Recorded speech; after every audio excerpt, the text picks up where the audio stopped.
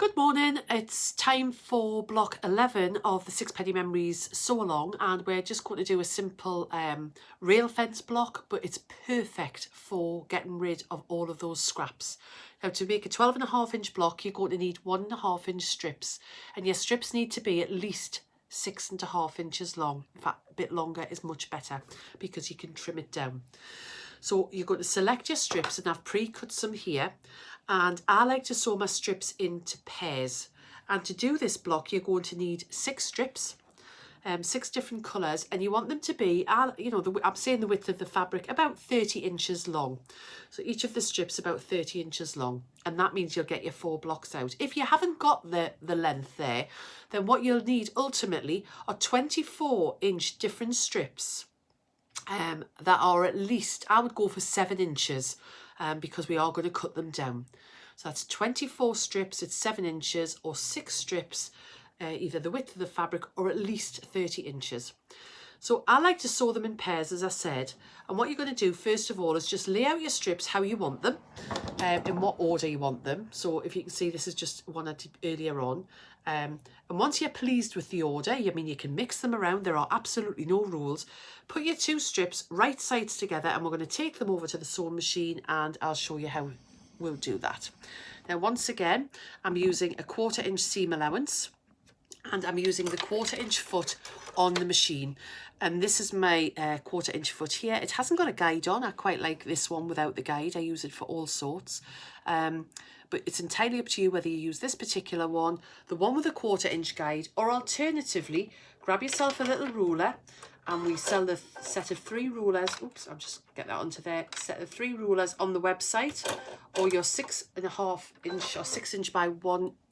Get the words. 6 inch by 1 inch ruler, and you can use your ruler to find out where your needle position is in relation to your seam allowance. I'm using Orifil thread as usual, and we have all the Orifil threads on the website as well. Now, place your fabrics right sides together, and if you're using assorted lengths, I tend to put the longer length on the base of the machine and put the shorter lengths on top.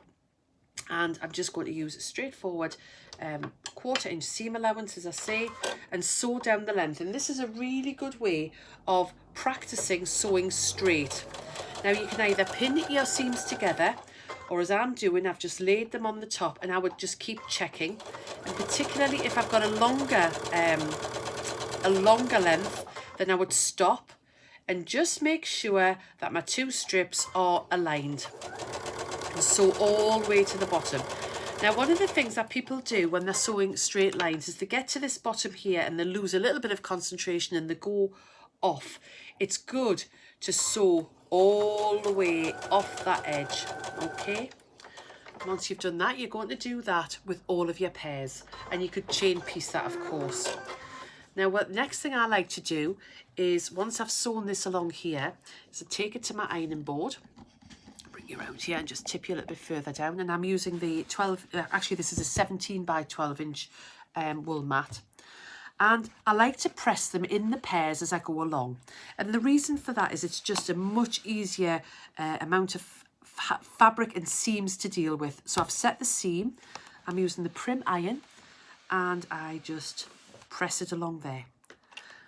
Okay, so once you've done that, just turn the iron down a little bit because it's a bit warm. And then these are ones I've done earlier on. And can you see? I've sewn them in pairs. So I sewed the green and the pink together, and then I pressed it. I sewed the blue and the dark pink together, and then I pressed it. Then I've sewn the 2 together like that, and I've pressed that seam.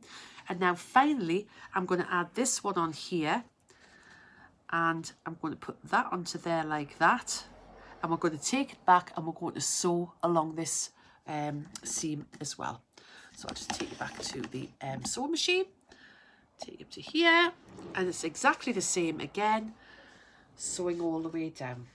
Now, if you want to, a good tip that I think is, as you're making your other projects, when you have your fabrics, always have those little bits of fabric left over, why not cut them into 1.5 and 2 inch width strips and 2.5 inch width strips? It's a great project for using up these scraps, but also you can use them for for borders, for binding, depending on the width. So can you see now I've got all 6 strips together, and I'm going to bring it back to the ironing board. And because I've been sewing my seams in pairs, my fabrics in pairs, and pressing them as I've gone, I've now only got that one left to do. If you didn't want to press in between, and as I say, I highly recommend it, you took it to your ironing board, you wouldn't want a great big length. This was my ironing board on the horizontal here. I would never put my strips, a long strip, on that horizontal if I was sewing ironing multiples. I would turn it this way and I would press them in short amounts, and the reason for that is it'll stop that Mexican wave going on. So now that we've got them pressed, I'm going to pop them onto a cutting board here. And the reason that I like to have, although this isn't a long strip, I like to have my strips a little bit longer, is often when you're sewing strips like this, you'll straighten off one edge and you'll cut a one, and then you'll find that that edge might have a little wobble in and you might want to straighten it again. So really take your time and be accurate with this. You could either use your standard ruler, or alternatively, which is dead quick and easy because we'll want 6.5-inch blocks, I'm using the fluorescent green 6.5-inch square, which is a great tool to have. I have two squares that I like to use. One is the 12.5-inch and this is the 6.5-inch. And quite often 6-inch finished blocks need to be cut at 6.5 inches, so I just find this one particularly useful. So I'm going to pop that onto there, and I am going to get that nice and straight, and I'm literally just going to trim up this side here. Oops. So that's a nice straight edge there. I'm going to pop this around, or if I was using my rotating mat, which I should have got out, then I wouldn't have had to turn it at all. And then I can make sure I've got a nice straight edge there, which I have, and I can sew up there. So you're going to do that with 4 blocks. These pieces that you've got left over, again, you could keep because it piano key borders, you know, little framing borders around future projects. You know I'm one for not throwing away. And also remember, you have the quilter's grid where that uses increments of 1-inch squares, so you could easily cut these down or create new bits of fabric with that. All right, so now we've got this onto here, and you've done 4. What you're going to do is, I've gone a little bit ahead, I've done a little bit of Blue Peter, is you're going to orientate these in whichever way you want, and you can just play around with the designs. I did a Facebook earlier, and it's amazing how many different designs you can get, and you can decide whether you wanted all of the blues in the centre, for example, and that would make it a really solid one, or you could have had all the light pinks in the centre. But ultimately we want 1 strip going vertical, 1 block going horizontal, and vice versa. So I have chosen to do it this way. So I have gone for my lights in the centre here, and this dark coming across at this bit here.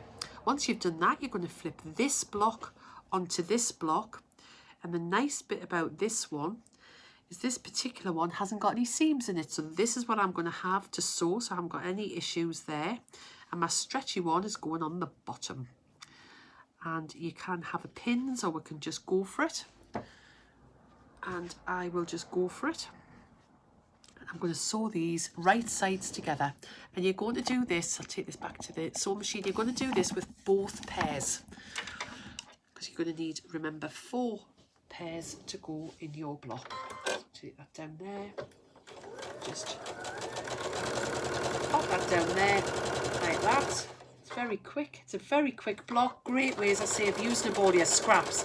And if you wanted to make a larger project, what you could do is you could make these blocks and just put them to one side, and then you would have a real memory quilt at the end of all of the fabrics that you've used over the period of time. So what I'm doing is I'm going to press this block, and I'm going to flip that over to that seam there. Bring these back together to make sure I've got them in the right way, and I'm going to flip this one onto here like that. And at this point I will grab my pins, because what I want to do is to make sure that I've got that centre seam. This is the first time I've had to worry about seams, so I'm just using my flathead pins, and I'm just going to make sure that that marries up in the centre there, Because the block's getting that little bit bigger, I'm just going to pop a pin at the end there and a pin at this end here. If you want to, if you weren't happy, you could pop a few pins in the centre. You can pin as much as you want, and we're now going to sew down this long length here. So I will just pop that over to there like that. Oops. And this time we're going to sew down this length, and again using that 1/4 inch seam allowance. Now remember that the sew along is a perfect way of using up scraps. You could do all of the blocks in similar colours and have a very coordinated look, or you could use up your scraps and you would have a very scrappy sampler at the end, or you could make lots of cushions. It's entirely up to you. So pop that over to there. I'm going to remove all of these pins, and these are the Prim flower head pins, which are not flowers at all, they're butterflies and hearts. And because I've got this centre on, this is where I'm going to just snip into here, 1 and 2 and 1 and 2. And I like to do this because it gets rid of that bulk. Take this back to the ironing board, or the ironing mat, and what I'll do is I'll open this one. I'll just grab a pin and open that up in the centre like that. And so I can have my seams going around. Okay, that's lovely. And there you are, a very quick and effective and rather lovely rail fence block.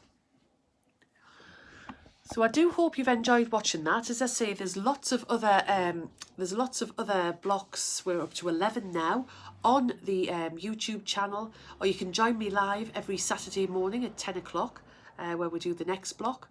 Any of the products that I have used throughout the video are available at www.six, which is six-penny.com, and thank you for joining me. Bye bye.